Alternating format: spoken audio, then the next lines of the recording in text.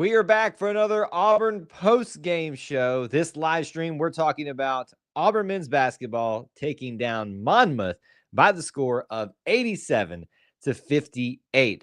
What a show the Tigers put on in their final non-conference performance of the year, in putting a cap on that and moving into the challenging SEC play. But first, let's react, talk about the score, the stats, and the storylines from Auburn versus Monmouth.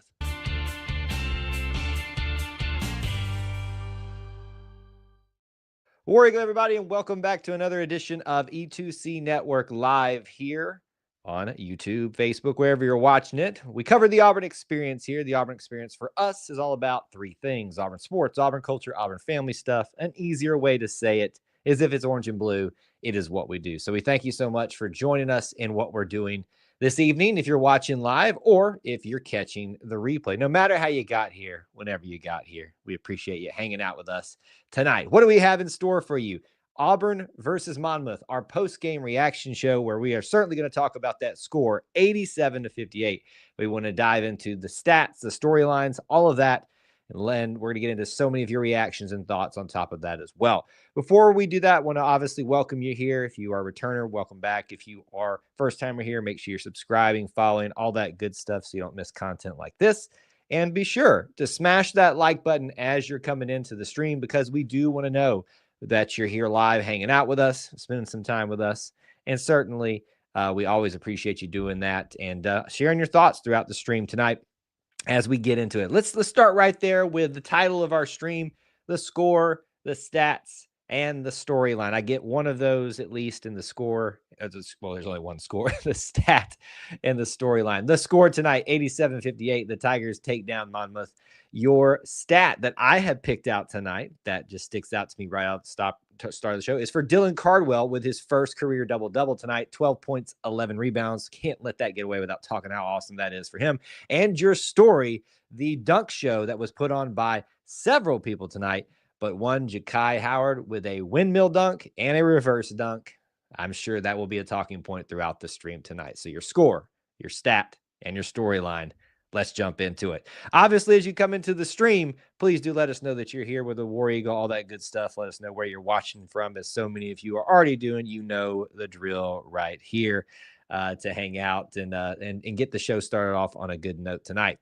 Let's do cover the bad part about this as well. We've got somebody bringing it up in the chat already, and how we normally do this is we go through some early talking points. We'll walk through individual stats. We'll walk through team stats, and certainly kind of take where our conversation goes a lot from your cue points tonight. If we look, Devin's talking about those first 10 minutes, how iffy they were, but all's well that ends well. What do I always say here? You're not defined by how you start, but how you finish the game and how you finish that moment in time, that difficult time. If you want to get philosophical, how you start is not going to define how you finish most of the time. You define more about how you respond to that adversity.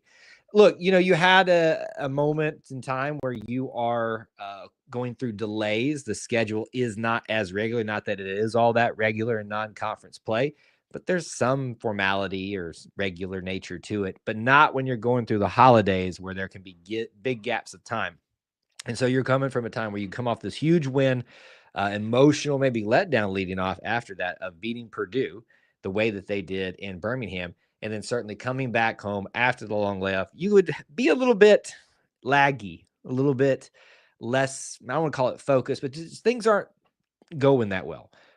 But it didn't take long, right? What was it, 10 minutes, as Devin says here, before that, or after that, I guess I should say. It was really Auburn the entire way. I think Monmouth also, you got to give them credit, because they shot the ball really well. The person that they talked a lot about in the broadcast coming into it was Bashir, who took a really bad shot late in the game and looked like he was really having some trouble breathing, but obviously he was able to come back to the bench and back in and looked like everything was okay there. But they shot the ball really well. So credit goes to Monmouth for coming in and not being intimidated, at least the start of it, the environment that is Neville Arena, and putting up a fight against the Tigers. I mean, really, until the last little bit of the first half, Monmouth looked like they might go in there with not too bad of a deficit, and might have a little bit of energy coming out of the game. One of the things that I always like to do every show is ask for you all to give us your players of the game. So certainly please do that as you can. We've even got Devin starting us off here. So I'd love to know your player of the game. And obviously, it always helps to know your reasoning why for you've picked that person as your player of the game. Dylan has been selected by Devin. I am very much prone to these, feel good storylines. Dylan's a guy that doesn't get enough credit, even though he's now getting to start alongside Janai and all that kind of stuff. But certainly, he's a good candidate for that tonight with his first career double-double, 12 for 11. That's why I talked about him at the very start of the show. 5 for 8 from the field, 2 for 5 from the free throw line, 11 rebounds, 1 assist, only 3 personal fouls. Well, only, but it's 3 personal fouls, about halfway there. 19 minutes of play for him tonight. Had a really good alley-oop from Tahad, I believe, is who dished it up to him. And maybe it was Miles. Either way, he finished the job there. So he certainly could be your candidate for player of the game when it comes to Auburn versus Monmouth. If there's any other candidates out there that you would like to put forward, certainly let's hear from you guys, and we'll talk about them a little bit more in detail tonight. Let's see here. Corey says, wow, 9th straight season being undefeated at home in non-conference play. If that's true, and I think I heard that myself, that's absolutely incredible. It's one thing for Auburn, other people to talk about this fact about Auburn, about how formidable it is for opponents to come into Neville Arena and try to compete / play well / get a win. But to do it in non-conference play for 9 straight years, that right there is the only stat that you need to show that we're not blowing smoke about this. This is a real thing. This is a tough place to play. I had someone ask on a TikTok stream today, where would you rank Auburn basketball's atmosphere amongst all those? And, I kind of said I would immediately put them in the top 10. And when we're talking about modern times now, across all of time, certainly there's going to be a lot of debate about that because this is more of a recency thing for Auburn. But if we're just talking about right now, certainly they're in the top 10. They might have an argument for being in discussion for top 5. And that, I get that may be a little hyperbolic, but I think there's some validity there. There might be. WT wants to give some shout outs here to CBM for how he shows he is an all-around great basketball player. Certainly he is. He is our second leading scorer tonight, your first being Janai Broom. We'll talk about him in a second. But Chad tonight, 13 points, 3 for 8 from the field, 3 for 8 3-pointers, 3 for 8 from the 3-point arc as well. 100%. Love that, Chad. 4 for 4 from the free throw line. He has 3 rebounds, 4 assists, sharing the ball very well. He is tied for second in assist on the game. Only 1 personal foul in 22 minutes of play. Chad Baker-Mazara has another outstanding night. Chad's going to do exactly what you need him to do. He's going to get in double digits. He's going to share the ball well. He's going to knock down some really clutch either 3-pointer shots. Nearly had that circus shot that, yes, he did make, but it didn't count because it was right after the shot clock, they determined. But he's such a versatile, well-rounded overall player when it comes to the game of basketball. And boy, oh boy, is he just, every bit of the special player, the special teammate, program player that you need on any premier basketball play. And a lot of people giving him credit tonight. I don't know what that one is, but I'm going to let that one go. All right.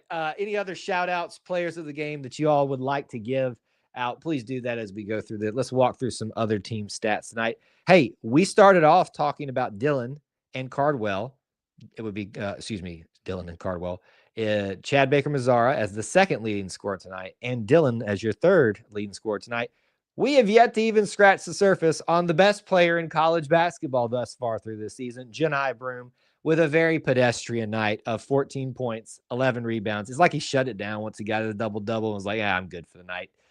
So another double-double for him. He doesn't make any 3-pointers tonight. He's 6 for 10 from the free throw line, 4 for 8 from the field. He has 4 assists. So keep that in mind. We have 2 players tied for second in assists, and both are larger guys, Janai Broom and Chad Baker-Mazara. Only 1 personal foul for Janai Broom, 22 minutes of play. He certainly played very well tonight. Glad that they got some really significant minutes for him tonight, as he was already able to play in the game right after his injury. Don't want to get him out of the rhythm that he currently is in. But by all accounts, by a Janai Broom standard, it's a very, very quiet night for him. Still, we'll take it, though. I'm just happy that Janai Broom is out here. All right, let's walk through the rest of the scores tonight. We've covered your top three. We do have somebody else tied for three that I missed way down there at the bottom and kind of got lost in translation for me, and I'm very ashamed of this. Chaney Johnson, 12 points tonight, so 4 players in double digits. He is 100% from the free throw line tonight. You know I love that as much as I love Chaney Johnson. Throw that on top of that. That makes me even happier. The rest of the scoring tonight, Denver Jones with 9, Miles Kelly with 8, Tahad Pettiford with 9, Ja'Kai Howard with 6, more on him in just a little bit, and Naheem Hudson with 4. Those are all your scores on the table, but 4 in double digits is the big storyline tonight. Let's cover this little bit of just inside softball here for E2C Network. Those of you who've been around for a while know my co-host of the Auburn Experience podcast, Mr. Austin Scott. There is some patterns that seem to follow that when he attends Auburn basketball games, there seem to be some struggles. And can we all point out the struggles that started at the beginning of the game and hold that against him? He said, did Austin get kicked out of the arena so we could win tonight? We have video or photo proof that he was still there, and him speaking in our Discord that he was still there while the rout was taking place. So I don't know that we can place blame on him for the slow start tonight, because clearly it didn't matter in the grand scheme of things. But shout out to Austin tonight from our audience.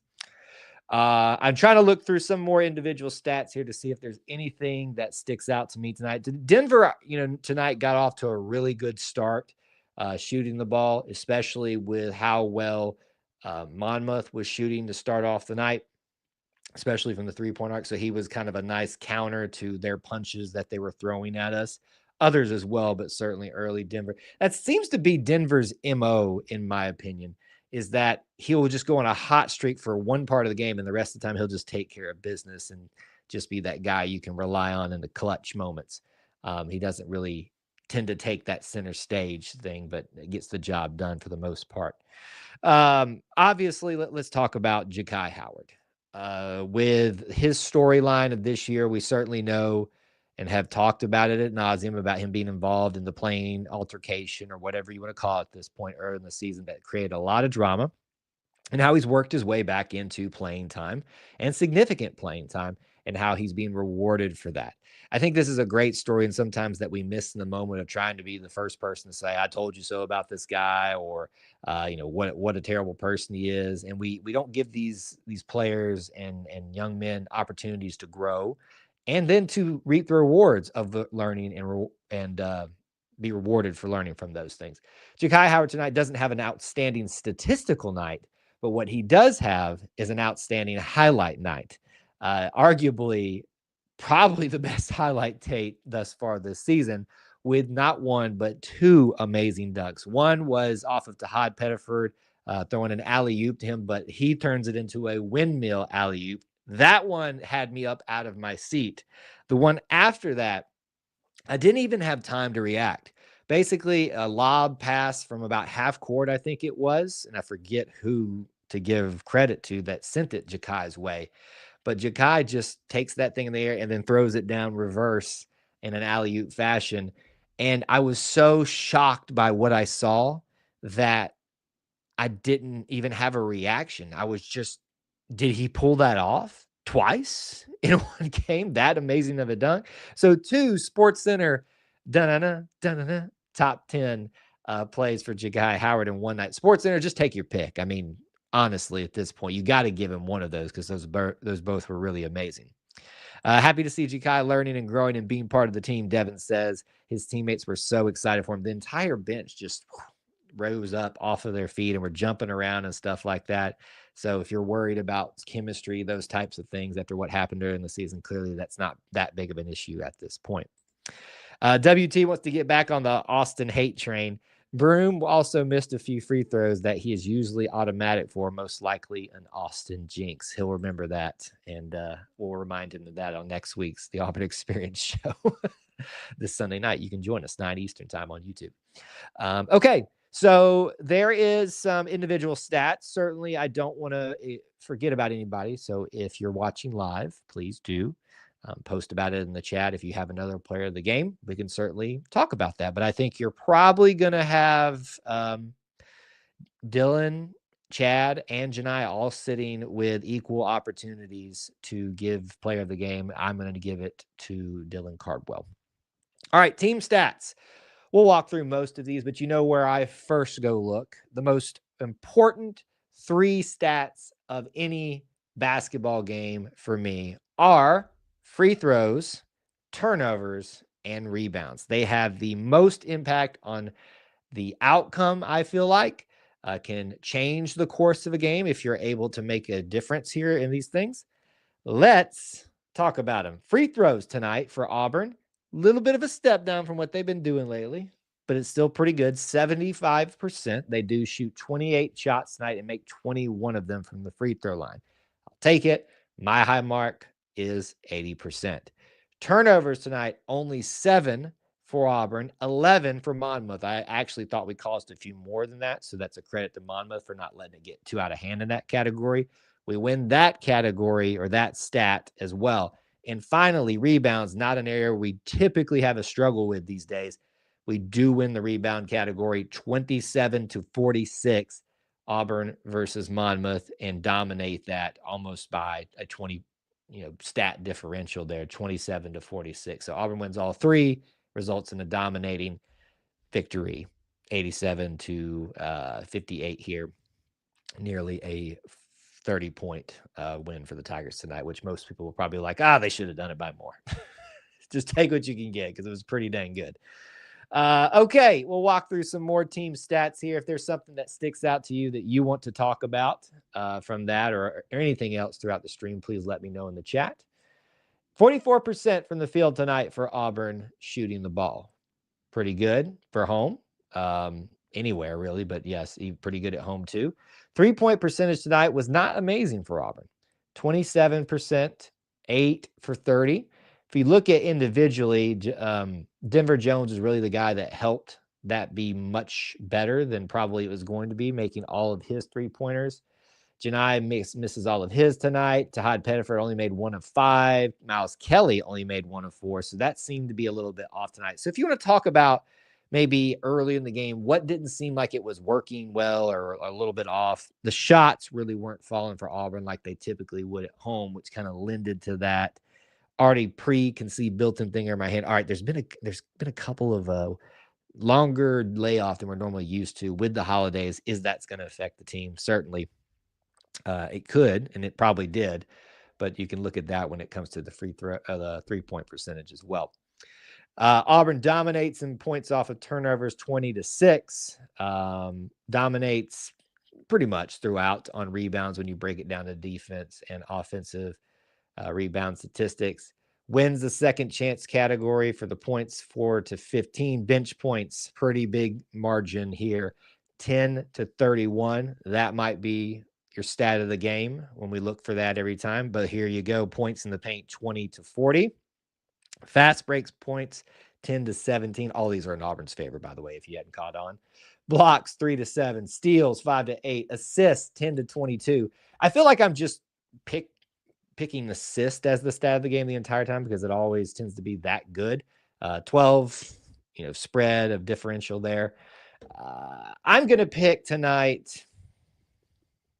I'm going to pick bench points because it includes guys like Dylan, who has his first double-double tonight, because it includes your Tahad Pettifords, because it includes Chaney Johnson. Let's keep in mind that Dylan tonight also went down when he got hit in the head with someone's elbow, and then he fell backwards pretty hard too, so I'm not certain that didn't result a little bit in that tonight as well, with him getting that injury a little bit more and rattled a little bit more.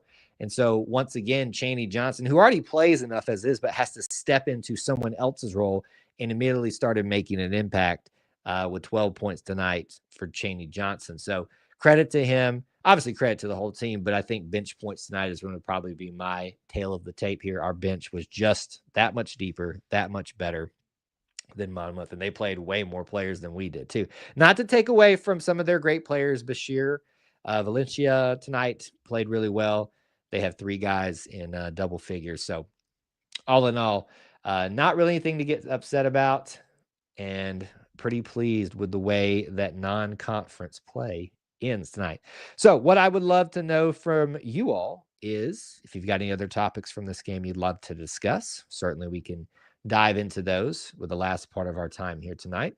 But we'd also love to know your thoughts about going forward, your thoughts on non-conference play as a whole. 12-1. It's a pretty good record. Your only loss is at Cameron Indoor, Duke. What are your complete thoughts about that, if you've got any? And then we look forward to SEC play beginning this Saturday with Missouri. While you're thinking about some of those things, while I'm thinking about some of those things, let me give you the normal reminders that we do here at E2C Network Live during the shows. What's coming up next for us? Certainly, you want to think about Wednesday nights. Auburn Family Night is getting back into gear here. We will have shows every Wednesday night at 8 p.m. Eastern Time, barring conflicts with basketball games, which they do occur. I think I counted 2 times this season that we'll have a conflict, but we'll work around that / cancel it for the night. But Wednesday nights are your night. Auburn Family Night, 8 p.m. Eastern Time, our live stream, live call-in show. Don't forget our post-game shows just like this one for every basketball game pretty much this season. Auburn versus Missouri this Saturday. We're right after that. On Sunday night, the Auburn Experience, episode 108, live recording, 9 p.m. Eastern Time here on YouTube. Join us if you can. It's a good time to watch the live show, but you can see how the sausage is made for the main podcast of everything that we do here. And as always, check out the links in our description for ways that you can support us. One of those being supporting Alumni Hall as an affiliate of theirs. You buy something from them through our link. You support them and support us. So check them out too. Okay. Let's figure out what else we need to talk about. Wrap a bow on things to tie this game up, to tie non-conference play up. Charles wants to give the MVP to Ja'Kai Howard. It's very easy to do that with his highlight reel tape tonight. So good of him to give us something to get excited about in what most people were going to consider to be a very easy and maybe boring game. Jackson giving some more credit to Dylan for his double-double. Great way to head into SEC play, he says. Corey says, we'll get our chance to get back at Duke later on. Put it on the calendar. I would love to see a rematch at a neutral site with Duke to see how things shake out this time, because I do believe that is one of those matchups you look at and say, at their place they win, at our place we win. What happens at a neutral site? You're talking probably about one of the best games possible. Folks, I asked this of Austin, and we'll probably put clips out about it later on social media this week on the Auburn Experience podcast, what he thought about Auburn's performance in non-conference compared to what he thought it was going to be at the beginning of the season. He felt like it was better than even he thought it could be. We knew that this non-conference schedule was going to be challenging, arguably the hardest that Auburn's had in the modern era, and not ever. And they come out of it with only 1 loss. That cannot be ignored. That cannot be overstated enough. This is impressive. Had some people on social media take us to task about calling it impressive or having issues with calling things blowouts.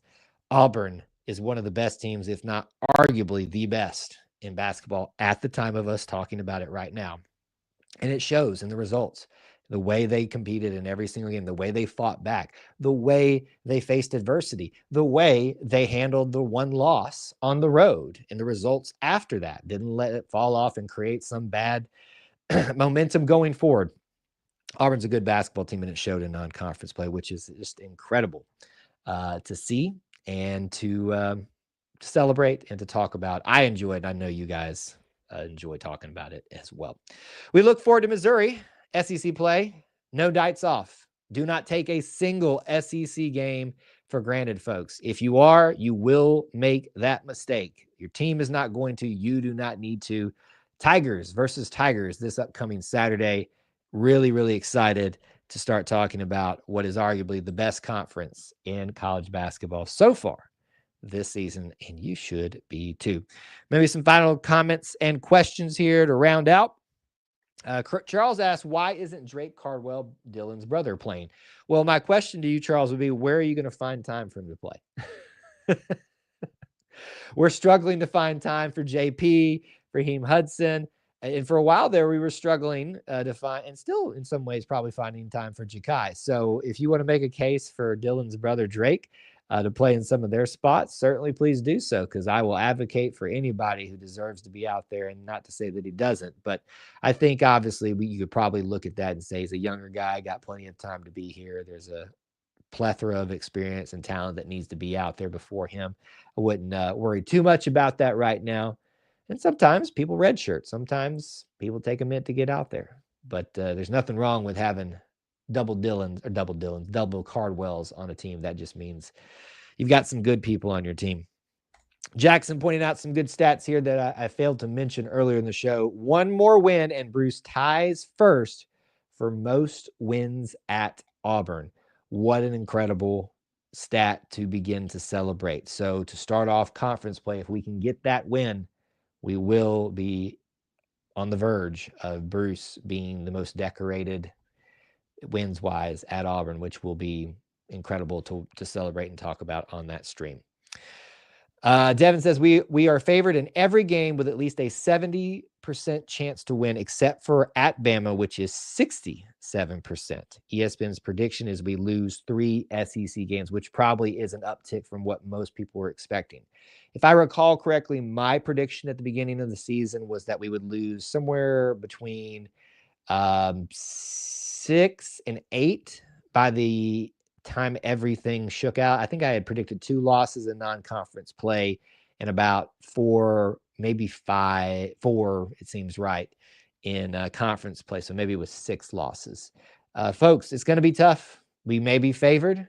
We may be the team to beat for the rest of the season. But SEC play, basketball runs through SEC play this season. Do not make any mistake about it. Some more stats from Jackson. We are Ken Palm's #1 offense still, and went up to number 9 in defense. The best continue to get better. Thank you guys so much for joining us tonight on this post-game stream for Auburn versus Monmouth. Your score again, 58-87. Your big stat that we talked about to start off the show, the first career double-double for Dylan Cardwell, 12 points, 11 rebounds. And your big storyline was Ja'Kai Howard and his amazing high-flying dunks. Not 1, but 2, a windmill, a reverse dunk, all on alley-oops. What a night. What a way to win tonight, but also end non-conference play with your Tigers sitting now at 12-1 as a record and finishing out non-conference play. Looking forward to doing the rest of the season with you and starting SEC play. We appreciate you being here and hanging out with us to spend time being a part of our little family within the Auburn family. Until I talk to you again, War Eagle.